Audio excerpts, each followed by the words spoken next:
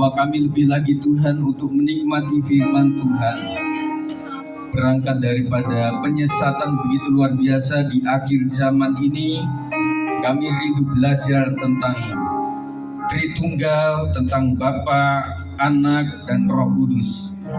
Karena mereka berperan dalam hidup kami Tuhan. Kami percaya Tritunggal adalah Tuhan yang esa, dan kami ingin Tuhan melihat bagaimana hari ini Yesus Kristus yang sering diserang dari pihak manapun, kami ingin lebih dalam mengerti tentang itu Tuhan. Terima kasih. Kasih karunia Tuhan menyertai setiap kami sampai kepada akhirnya. Segala roh jadi akan mengganggu dalam bentuk apapun dalam pikiran kami yang mengganggu ajaran-ajaran yang lama, kami patahkan di dalam nama Yesus Kristus. Kami semuanya siap diberkati oleh Tuhan. Terima kasih ya Tuhan, inilah doa kami. Kami naikkan kepada Tuhan demi nama Yesus kami berdoa. Yang percaya katakan amin. Silakan duduk. Puji Tuhan, kita bersyukur pada hari ini bisa berkumpul di rumah Tuhan ini. Bagaimanapun perjuangan kita saudara sekalian, tetapi saya tetap percaya bahwa penyertaan Tuhan yang membuat kita bisa. Amin. Kita akan bicara tentang Yesus Kristus sebagai Tuhan kita. Maaf.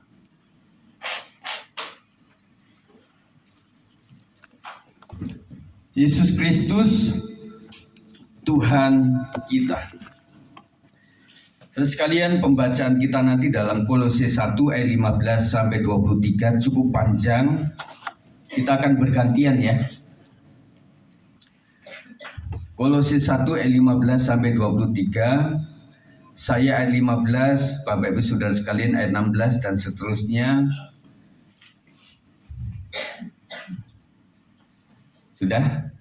Ya, puji Tuhan ya. Keutamaan Kristus, ia adalah gambar Allah yang tidak kelihatan, yang sulung lebih utama dari segala yang diciptakan.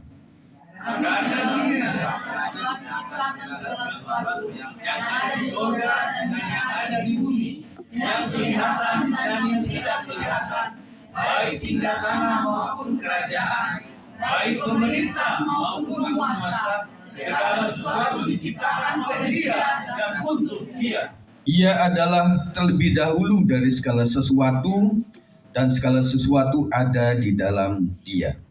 Ialah kepala tubuh, yaitu jemaat. Ialah yang sulung, yang pertama bangkit dari antara orang mati, sehingga Ia yang lebih utama dalam segala sesuatu.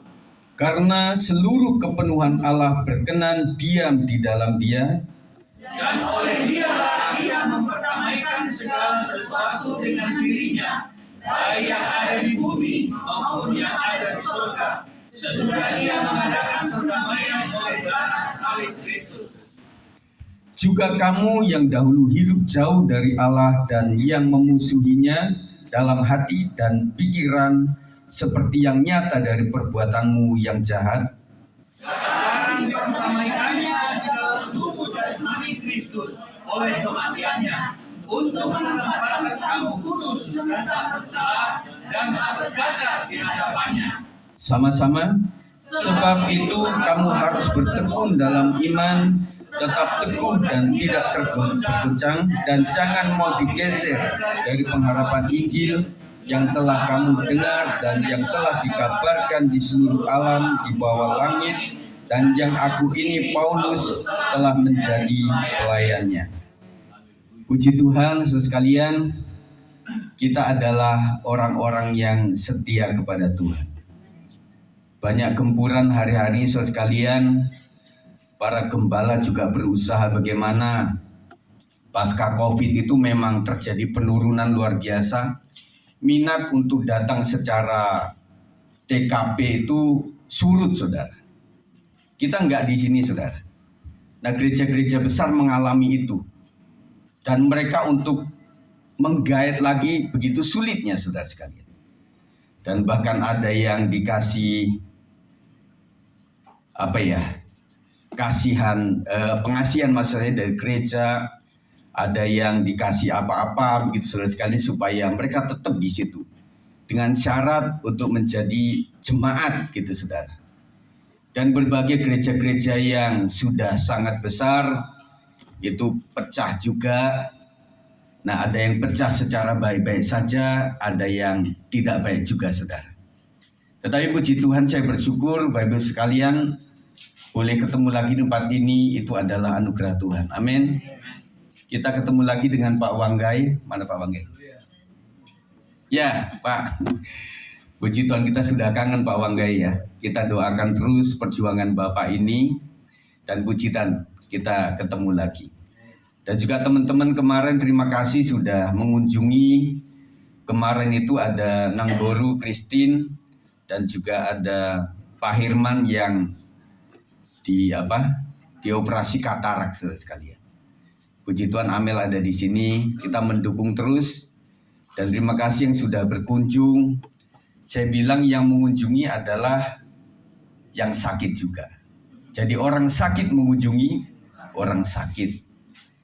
Nah saudara sekalian, ya ada keuntungan kalau orang sedang mengalami sakit, kemudian mengunjungi yang sakit, dia lebih tahu, artinya bisa merasakan begitu saudara sekalian ya. Ya kita bersyukur untuk anugerah Tuhan. Beberapa yang berusaha memang kita cuma sekali ibadah saudara sekalian, dan ini membutuhkan perjuangan yang luar biasa setiap minggunya saudara. Tetapi saya bersyukur bahwa kita itu lurus-lurus batang jagung, artinya sempat nggak ibadah, tetapi mayoritasnya bukan tidak ibadah. Ya, tetap mayornya ibadah. Nah, kalaupun tidak ibadah karena sesuatu hal, tetapi bukan terus-terusan. Ya, saudara sekalian. Nah, hari ini kita akan bicara tentang Yesus Kristus, saudara. Meskipun saudara sangat mengamini itu, dan kayaknya antara Bapa, Anak, dan Roh Kudus, kita lebih dominan Yesus Kristusnya, saudara sekalian. Kita belajar bersama-sama. Praeksistensi Kristus, keberadaan Kristus sebelum berinkarnasi adalah yang turut menciptakan. Makanya kita kemarin sudah belajar tentang Tritunggal, bahwa mereka itu adalah 3 pribadi, tetapi satu hakikat, saudara sekalian. Sebelum inkarnasi itu adalah penjelmaan roh dalam wujud makhluk lain. Kristus yang Maha Kudus, Allah sendiri menginkarnasikan dirinya sebagai manusia. Tetapi sebelum jadi Yesus, Yesus sendiri adalah Sang Pencipta. Inkarnasi Kristus bukan sekedar lahir, tapi aktif mengambil rupa manusia. Ia menyatakan dirinya agar bisa dikenal oleh manusia berdosa. Kenapa harus inkarnasi? Saya pelan-pelan teman-teman semuanya, supaya kita lebih mengerti, yang sudah mengerti lebih tandas lagi. Yohanes 1 ayat 14, 1, 2, 3. Firman itu telah menjadi manusia dan diam di antara kita, dan kita telah melihat kemuliaannya, yaitu kemuliaan yang diberikan kepadanya sebagai anak tunggal Bapa, penuh kasih, karunia, dan kebenaran. Firman itu telah menjadi manusia dan diam di antara kita. Bukan sekedar lahir, tapi aktif mengambil rupa manusia. Filipi 2 ayat 5-11. Saya akan membacakan. Hendaklah kamu dalam hidup bersama menaruh pikiran dan perasaan yang terdapat juga dalam Kristus Yesus, yang walaupun dalam rupa Allah tidak menganggap kesetaraan dengan Allah itu sebagai milik yang harus dipertahankan, melainkan telah mengosongkan dirinya sendiri dan mengambil rupa seorang hamba dan menjadi sama dengan manusia. Ayat 8. Dan dalam keadaan sebagai manusia ia telah merendahkan dirinya dan taat sampai mati, bahkan sampai mati di kayu salib. Itulah sebabnya Allah sangat meninggikan dia dan mengaruniakan kepadanya nama di atas segala nama, supaya dalam nama Yesus bertekuk lutut segala yang ada di langit dan yang ada di atas bumi, dan yang ada di bawah bumi, dan segala lidah mengaku 1, 2, 3, Yesus Kristus adalah Tuhan, bagi kemuliaan Allah Bapa. Terus kalian, siapakah Kristus bagi orang percaya?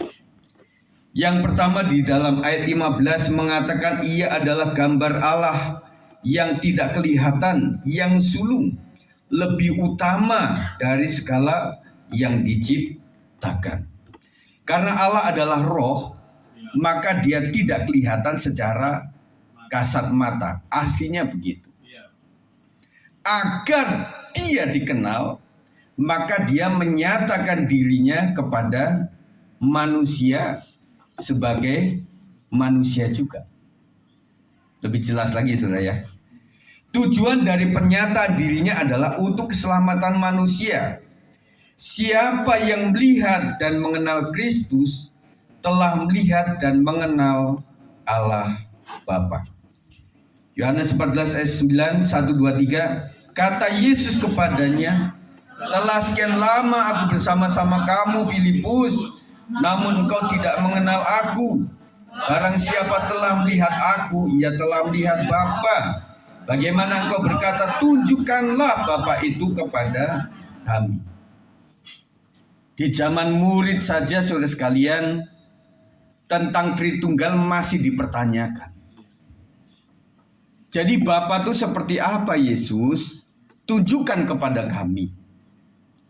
Maka Yesus bilang, telah sekian lama kamu Filipus sudah bersama dengan aku, dan engkau tidak mengenal aku. Barang siapa telah melihat aku, ia telah melihat Bapa.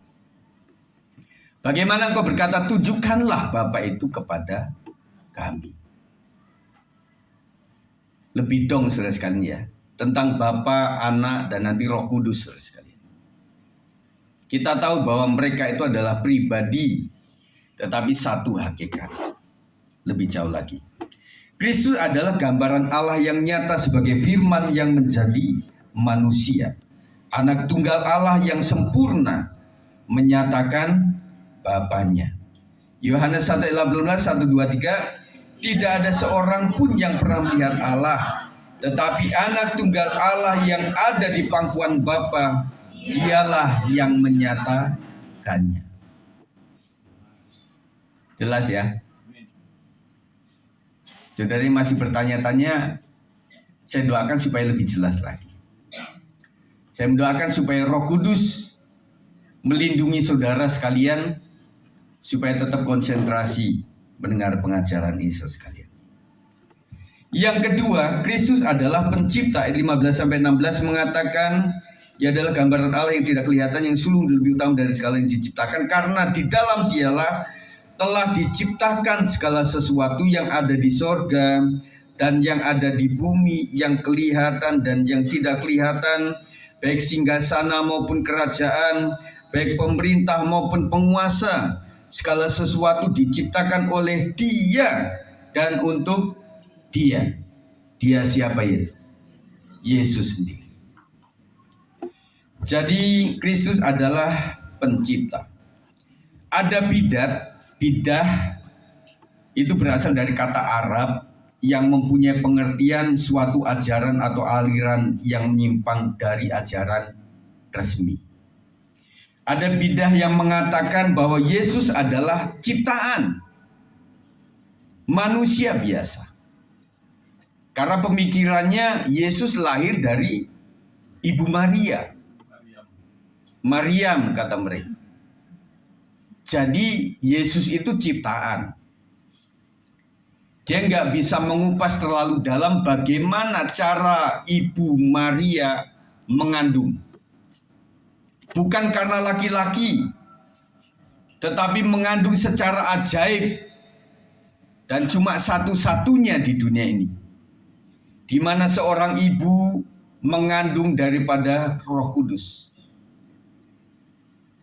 Ya. Ada yang mengatakan Yesus dituduh sebagai manusia yang dipertuhankan.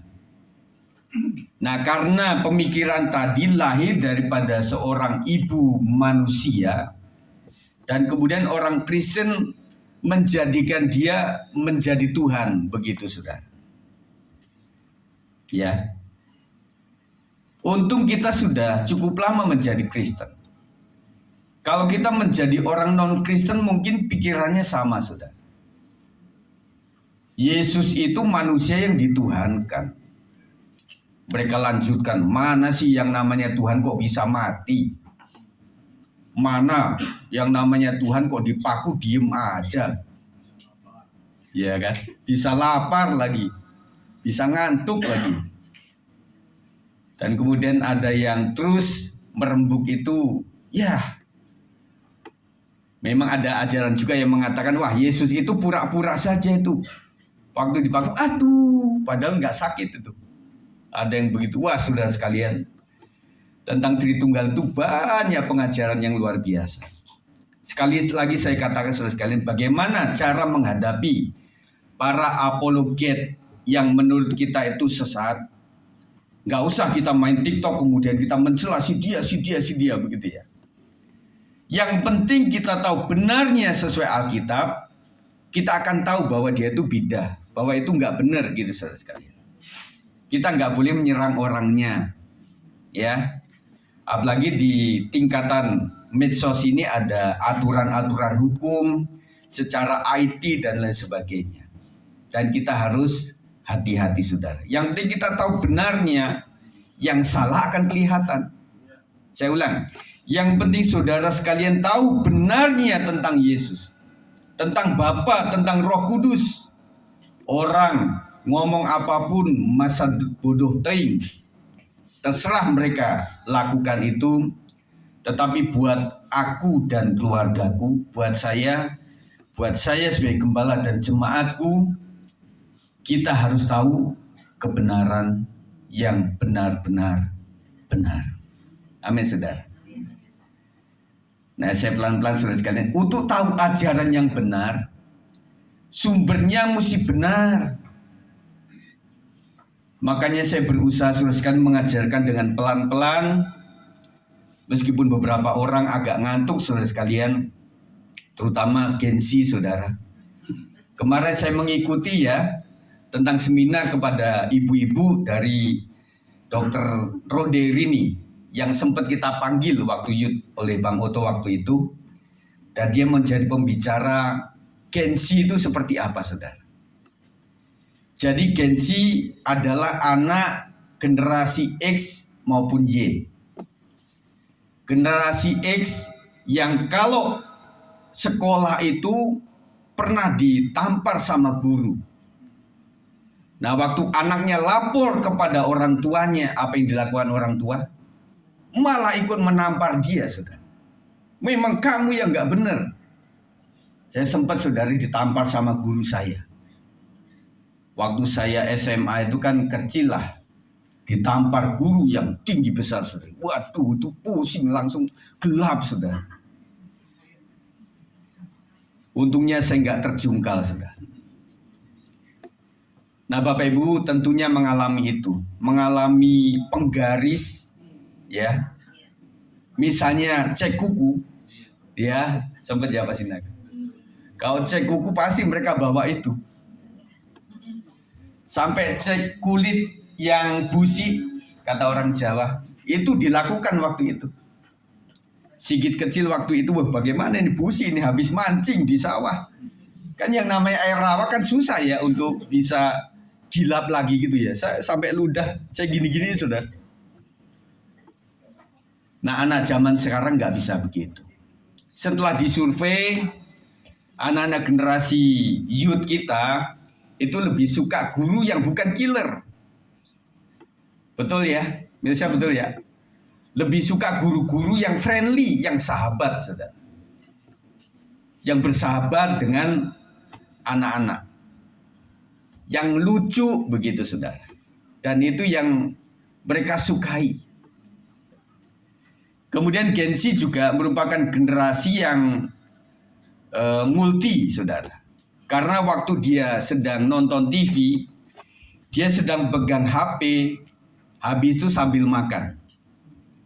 Ya, kalau generasi XY, saudara, nggak bisa konsentrasi dalam beberapa hal. Waktu ditanya tadi beritanya apa, nak? Dia tahu, wah ada banjir di Cililitan, mah. Kamu lagi WA sama siapa? Sama temen, ini membahas tentang pelajaran begitu ya. Tapi makannya juga habis, sudah. Ya. Jadi Bapak Ibu yang XY, sadari bahwa anak-anak kita itu memang seperti itu. Kelemahannya mereka tidak bisa dikerasin. Ya Diamond ya, nggak bisa dikerasin ya. Mereka nggak bisa dikerasin, saudara. Kalau kita itu, kita bisa berjuang menjadi orang seperti ini karena saya dikerasin oleh orang. Orang tua, guru. Tetapi kalau mereka makanya disebutnya mereka itu generasi strawberry. Nggak bisa dikerasin. Ya, saya bilang ini anak-anak generasi Z ini ya. Tetapi mereka itu luar biasa. Jadi dari hal media itu luar biasa. Dan saya katakan kepada Bang Krusel juga, buatlah video, editlah. Saya nggak tahu, saya nanya, Bang Krusel kenapa itu video bisa ada tulisannya? Nah, dia disebutkan aplikasinya, sudah. Dan kemarin anak-anak youth itu ketemu dengan Ibu Gembala juga. Dan ada keputusan mereka mau buat kaos. Saya pengennya sebelum Paskah itu sudah ada kaosnya. Kaosnya nanti didesain. Saya bilang Milsa sama Anggi, udahlah kalian buat aja berembuk. Desainnya seperti apa. Kalau cari yang murah, cari aja di ITC, Depok, saudara. Saya pernah beli satu, itu bagus. Yang polos ya, itu bagus. Gak tahu kapan mereka bisa ke situ. Nah, saya berharap Bapak Ibu juga support ya. Apaan sih kaos-kaos? Nah, mereka suka yang seperti itu. Saya minta mereka didesain sendiri, kata-katanya seperti apa. Dan ada waktu youth pernah buat itu, ada yang bilang jangan salib lah. Kalau salib itu nggak enak, kita mau dibawa kemana-mana gitu ya. Ya udah, menghindari salib. Yang kedua, jangan pakai logo lah, Gereja Betel Indonesia atau Gereja Betel Siliwangi, malu. Kok dibawa kemana-mana? Ya udah, yang netral-netral saja. Kemudian ayat-ayat, ya bolehlah ayatnya, tetapi jangan pakai ada kata-kata Yesus atau apa ya, silakan saja. Nanti mereka dampingi ya. Nanti Kak Michael juga, Bang Michael juga bisa dampingi, Bang Krusel juga, bagaimana mendesain secara baik. Mereka bisa kok desain itu, menggunakan Canva juga bisa. Mereka lakukan itu, saudara. Dan kemarin saya sedang mengurus KIA, saudara. Apa itu KIA? Kartu Induk Anak, saudara. Karena si Jason belum punya. Nah, waktu saya lagi bikin-bikin seperti itu, si Jason sudah membikin itu. Jangan dua-dua. Papa udah bikin itu. Jangan double-double begitu ya. Nah, akhirnya sudah dia cancel semuanya. Nah, ternyata anak-anak sekarang itu lebih cepat loh, saudara. Jangan mengecilkan mereka loh, meskipun mereka kecil. Ya, mereka luar biasa di bidang itu. Dan kemudian si Yafet juga saya daftarkan. Kemudian ada report dari Pemda itu, maaf, umur dari anak bapak sudah 17 tahun ke atas. Jadi nggak bisa.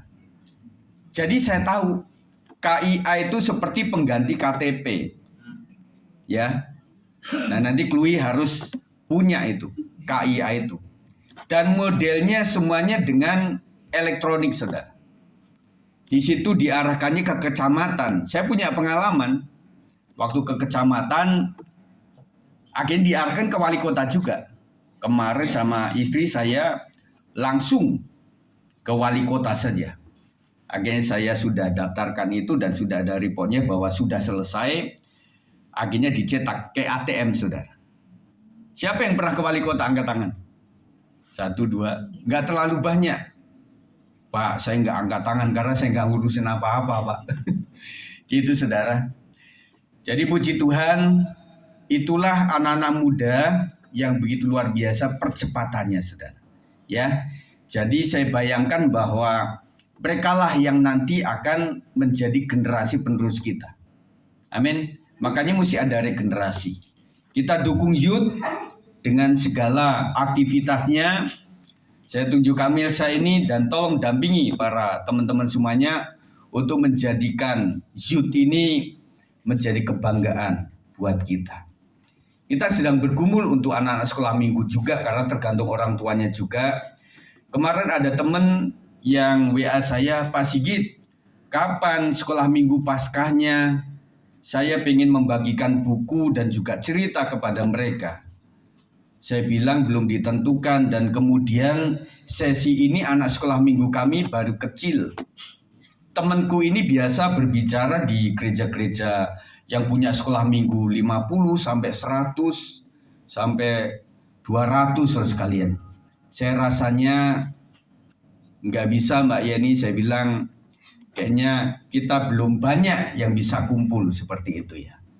Jadi sekalian kita akan kembangkan terus antara youth, sekolah minggu, dan profesi juga. Saya kasih kesempatan, kemarin saya umumkan kepada komisi, teman-teman semuanya komisi silahkan yang mau kesaksian pujian di hari Jumat Agung maupun Paskah. Jumat Agung kapan? 18 April saudara sekalian. Paskahnya kapan? Hitung aja 3. Jumat Agung hari Jumat. Yesus mati. Yesus bangkit 3 hari lagi, hari Minggunya. Ya. Silakan bapak-bapak nanti ngumpul dan juga profesi silakan. Kemarin lagunya bagus, penting sekali. Penting sekali. Apa? Firman Tuhan penting sekali. Oke Bang, untuk ngumpul sama anak-anak profesi. Kalian nyanyinya hebat ya, tapi baca Alkitabnya gak ada. Oh gitu ya? Iya. Bahwa firman Tuhan memang penting sekali, saudara. Amin. Penting sekali.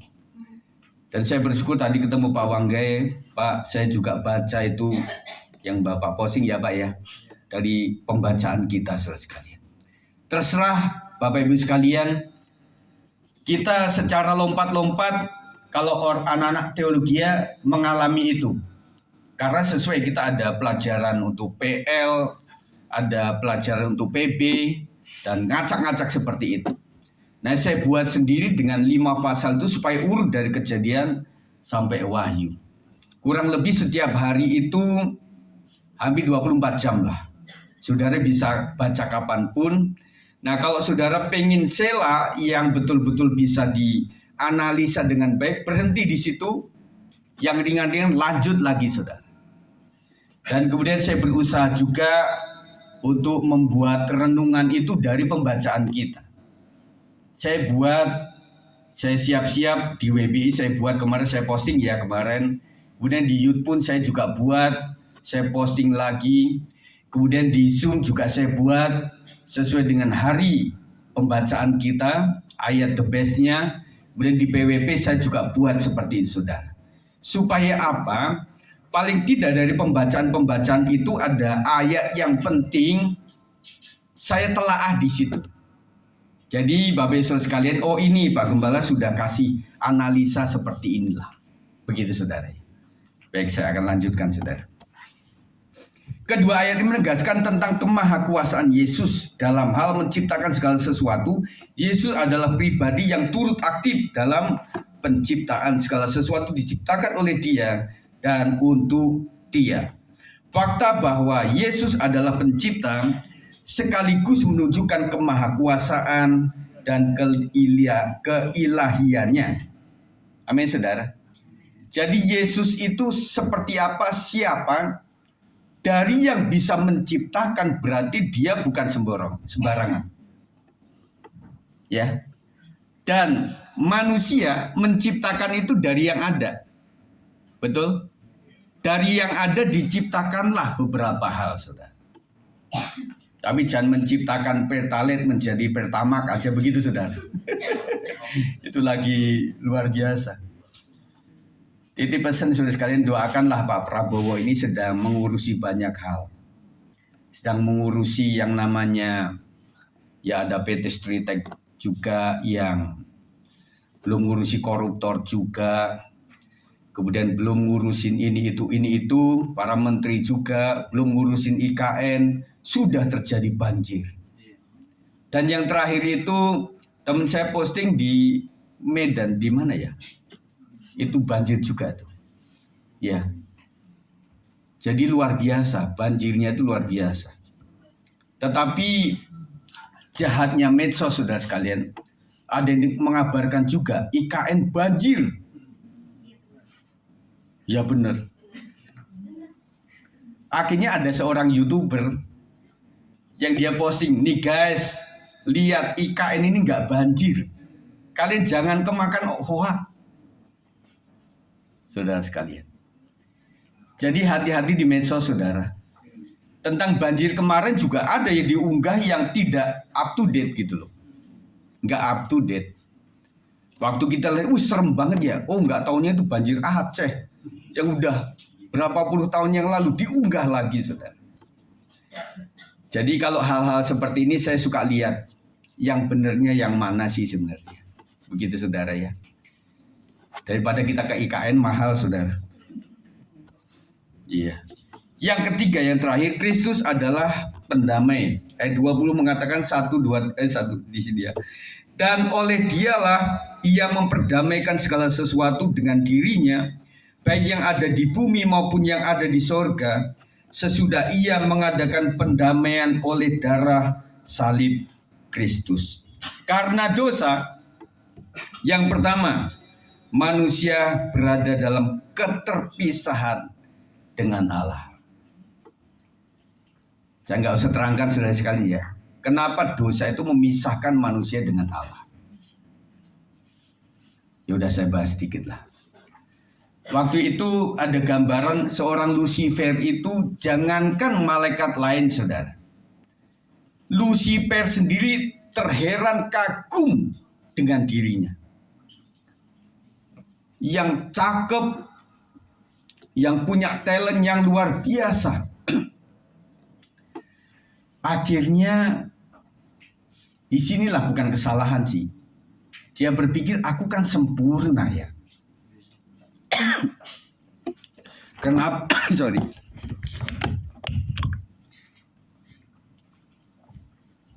Kenapa cuma Allah saja yang boleh disembah? Saya kan segala-galanya punya kelebihan-kelebihan, dan ada yang sedikit menggambarkan Lucifer itu seluruh tubuhnya kayak musik, saudara. Jadi seluruh tubuhnya itu kayak musik gitu, saudara. Saya juga nggak bisa bayangin seperti apa. Makanya waktu dia jatuh dalam dosa, dia bilang begini, rekan-rekan malaikat, dia hasut itu, saudara. Jadi nggak cuma Allah ya yang bisa disembah, kita juga bisa.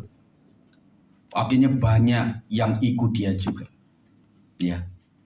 Berapa, Pak? 1/3 dari malaikat. Itu banyak, saudara. Akhirnya malaikat yang luar biasa, mulia itu ada yang jadi tuyul, bahyul, genderuwo. Wah itu, saudara. Akhirnya jadi seperti itu. Dan karena Lucifer ini adalah pemilik musik yang luar biasa, yang dihajar, yang dihabisin adalah melalui musik. Melalui musik ini bisa mentransfer roh-roh yang luar biasa. Makanya saya pesan kepada tim pujian, musik ini awalnya diciptakan untuk Lucifer. Dan Lucifer sudah jatuh, dan di PW inilah sangat rawan untuk jatuh.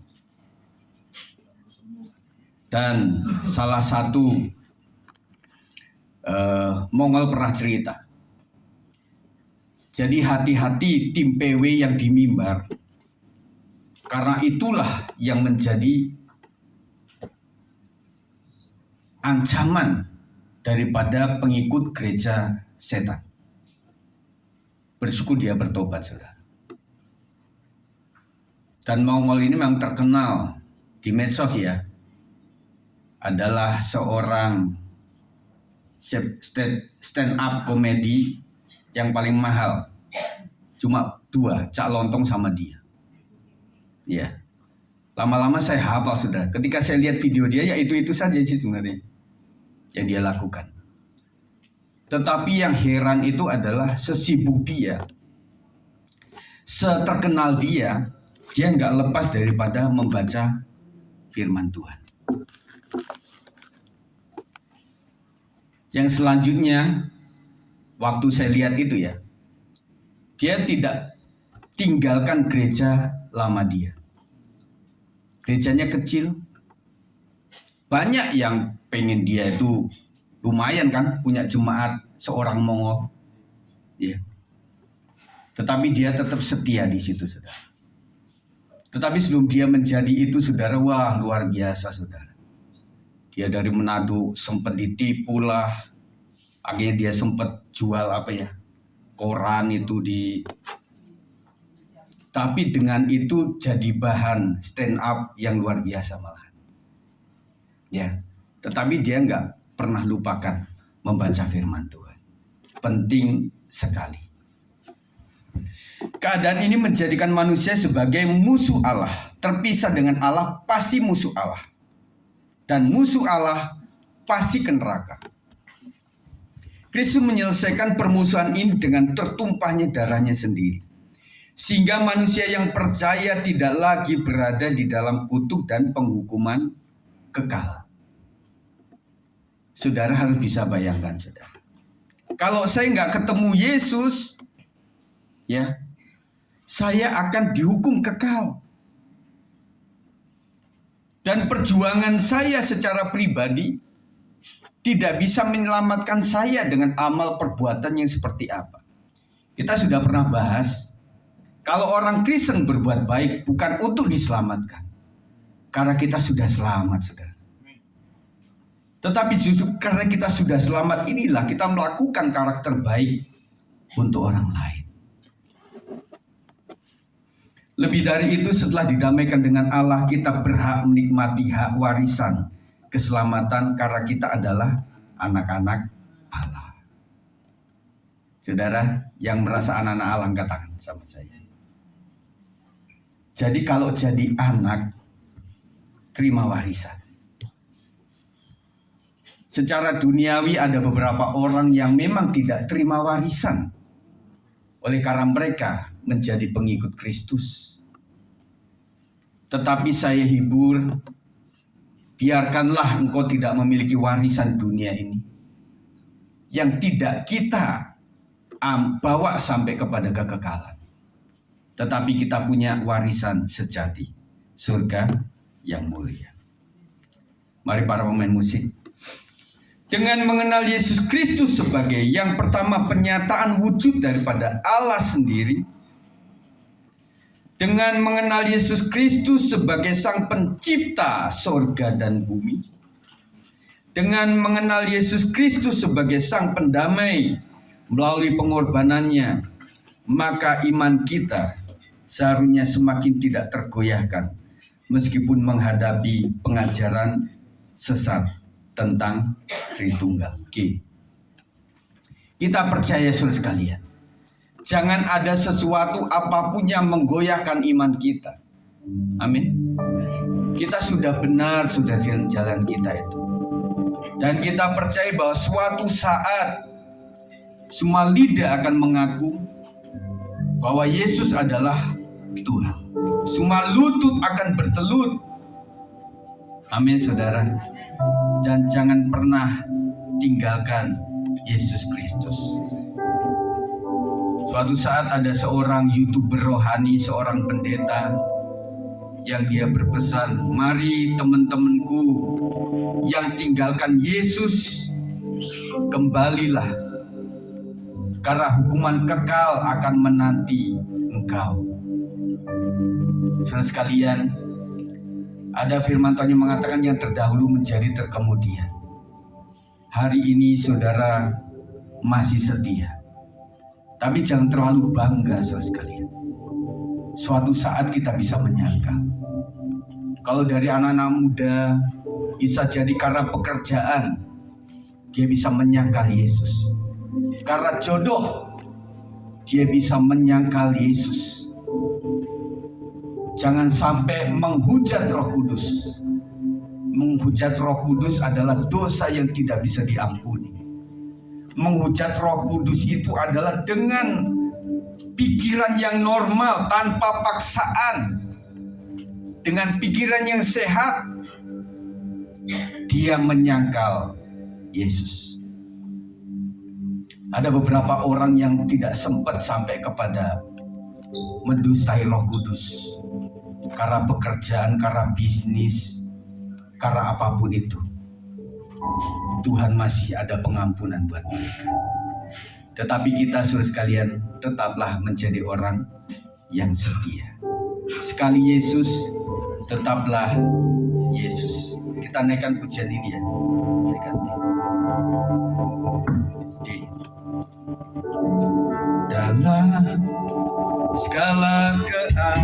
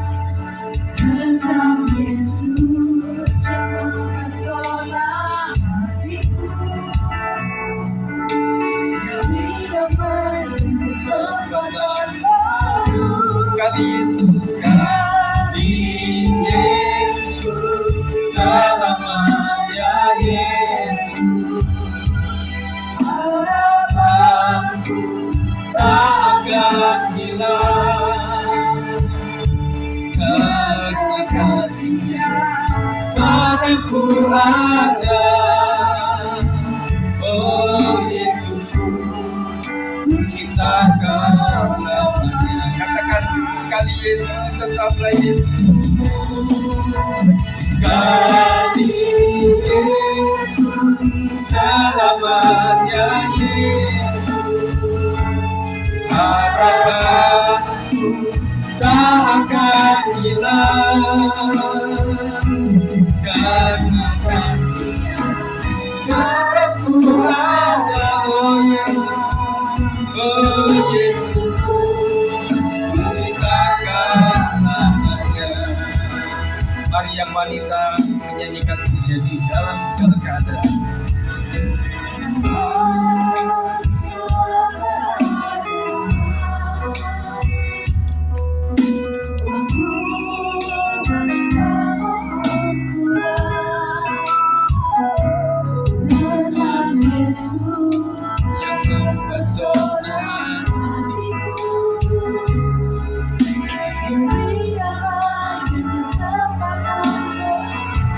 Yang pria dan musim kehidupan buat maupun lemah, tetap Yesus yang mempesona hatimu. Demi hidup dan kesempatan baru, angkat tangan. Kami Yesus, selamanya Yesus, harapan tak akan hilang. Karena kasih-Nya sekarang ku ada, oh Yesus, ku cintakan namanya. Katakan sekali Yesus. Selamanya Yesus, harapanku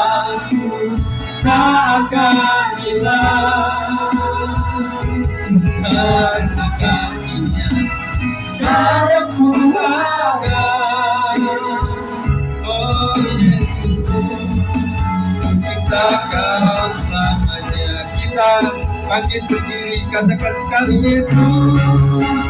Sekali Yesus, selamanya Yesus. Harapanku takkan hilang. Aku kasihnya sekarang mulai. Oh Yesus, ku cintakan selamanya. Oh Yesus, oh Yesus, ku cintakan selamanya. Sekali lagi oh Yesus, kita sembah Tuhan. Ku cintakan selamanya. Kami percayakan Kau Yesus. Terima kasih Tuhan, Engkau sungguh baik. Kami bersyukur untuk pengorbanan-Mu Tuhan. Terima kasih Tuhan. Terima kasih. Haleluya. Haleluya. Bahwa kami terbang bersama ya Tuhan. Katakan ini. Bahwa ku terbang bersama dengan kekuatan saya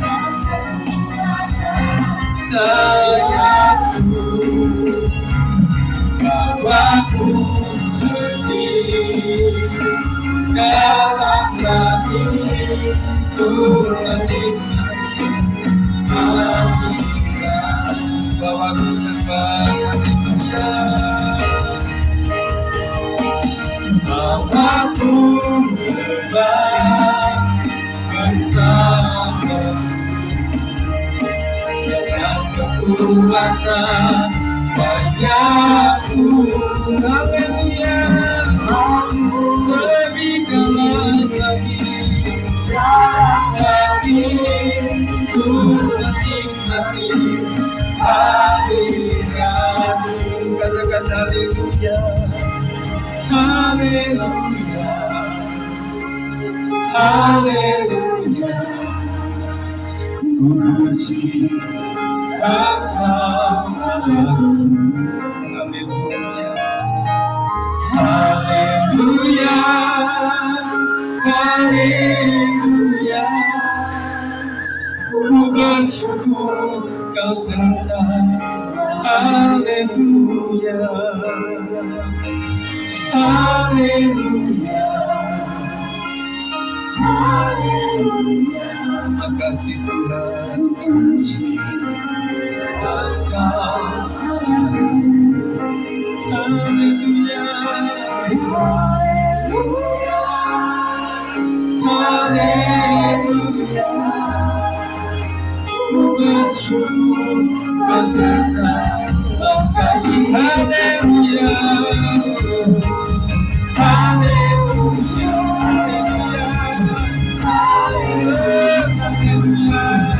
Puji Engkau. Haleluya. Haleluya. Haleluya. Ku bersyukur Kau sertai aku. Ku bersyukur. Ku bersyukur Kau sertai. Sekali lagi ku bersyukur. Ku bersyukur Kau sertai kami. Haleluya.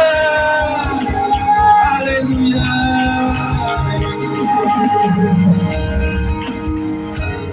Terima kasih Tuhan.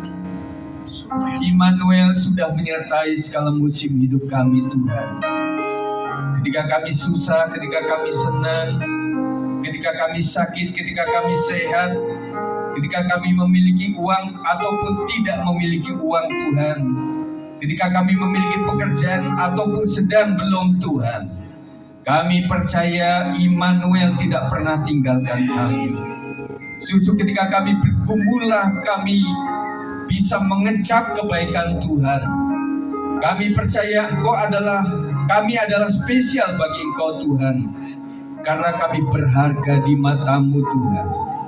Dan kami bersyukur untuk Tuhan sudah mendidik kami, kuatkan iman kami Tuhan. Kami percaya ketika kami menghadapi pergumulan hidup, sakit penyakit atau apapun, yang pertama Tuhan sanggup melakukan mujizat-Mu. Dan yang kedua, kalau Tuhan izinkan kami harus menghadapi masalah hidup kami Tuhan, kami percaya Tuhan akan memberikan kekuatan kepada kami. Terima kasih untuk 2 mujizat ini Tuhan. Kami percaya sampai hari ini semua karena anugerah Tuhan. Terima kasih ya Tuhan Yesus, Kau sudah berkorban buat kami. Dengan pengorbanan-Mu membuat kami didamaikan dengan Allah. Dengan pengorbanan-Mu maka kami menjadi anak-anak Allah, dan kami memiliki hak untuk menerima warisan kerajaan surga. Kuatkan kami ya Roh Kudus, supaya kami tetap setia dan bisa berkata sekali Yesus, tetaplah Yesus, meskipun menghadapi banyak tantangan di dalam hidup kami Tuhan. Terima kasih, kami bersyukur sudah belajar. Kiranya berkat firman Tuhan melingkupi hidup kami. Demi nama Yesus kami berdoa. Yang percaya katakan amin. Silakan duduk kembali. Kita akan mendengarkan kesaksian dari Pak Hartono.